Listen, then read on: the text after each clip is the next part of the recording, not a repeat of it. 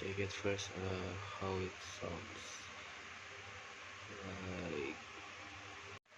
By the way, I'm so sorry if it sounds so noisy because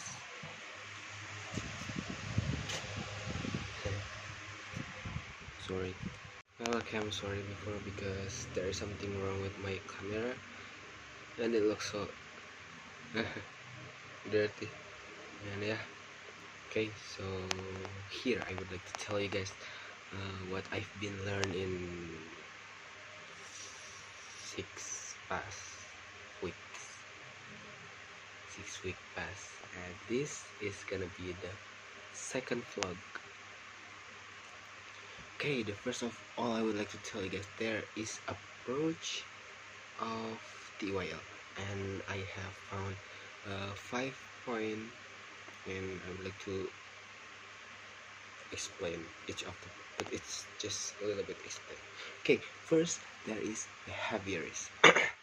Behaviorism that focus on structure, repetitive learning with reward and motivation. That behaviorism.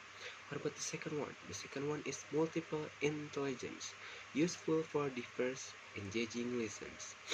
And the third one, there is input hypothesis, emphasizes the need for input before output. And then fourth, there is humanist approach, emphasize respect for students' personal experiences. And the last one, there is constructivism, is related to social interaction. So that are the several point of approach in TEYL. And the next one I would like to tell you guys there are also a technique in TEYL. What are they? So first there is audiolingual method, and then the second one there is, what is it called? I forgot. Total physical response, or we can say TPR. Okay, the next one there is communicative language teaching, CLT, and the last one there is presentation practice product, PPP. Okay, so that's the technique of TEYL, and the next one I would like to tell you guys about. Okay, so first from the principle of TEYL, there is four. There is contextual learning, learner-centered, and then implicit learning, and the last one is meaningful. Okay, I would like to tell you guys about the contextual. So the contextual learning is, contextual learning emphasizes learning through real life experience and practical application. It involves understanding the context in which knowledge is used and learning through hands-on activities. This approach helps learner connect abstract concepts to concrete situations, making learning more meaningful and memorable. So that is the contextual learning. So maybe if I can give an example, it can be like when I was in elementary. So my teacher asked us to do some role play, and yeah, I feel like it's really fun, and also it's really memorable for me, because I always remember the first time I do some role play, and it feels like, oh, it's really fun. I'm action with my friend and do some kids things, so that's really memorable. The next one there is learner-centeredness. What is it? Learner-centeredness focuses on the learner's needs, interests, and goals. It involves creating an environment where learners are actively engaged and motivated to learn.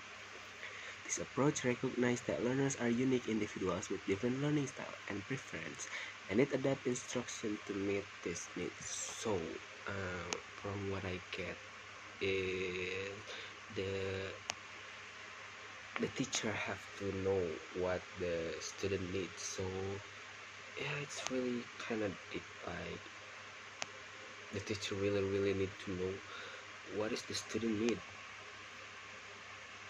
I think that's it. Okay, next one. Next, there is meaningful learning. What is it? Meaningful learning involves learners connecting new information to their exercising knowledge and experience. It emphasizes understanding and applying concepts rather than just memorizing them. This approach helps learners develop a deeper understanding of the material and retain it better. So from what I get in and with meaningful learning is we learn by what is it based on the student knowledge and student experience, so they can they can learning more.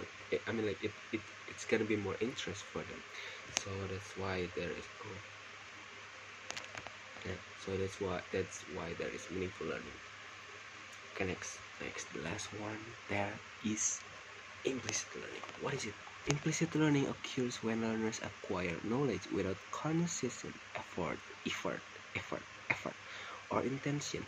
It involves learning through observation, imitation, and practice, often without realizing it. Examples of implicit learning include riding a bike, playing a sport, or learning a new skill through repetition. Implicit learning is often more effective and long-lasting than explicit learning, as it involves the subconscious processing of information. I feel like, yeah, I learn English a lot by doing some implicit learning. For example, I mean, like, I can improve my vocabulary by just listening to some music or watch some movie. That's really helping me. Okay, that's it. I think that's it. The approach, and then the method, and then the last one there is a principle of TYL that I've been learning in past 6 weeks, and that's it. That's what I can share to all of you guys. So I'm sorry if the see you.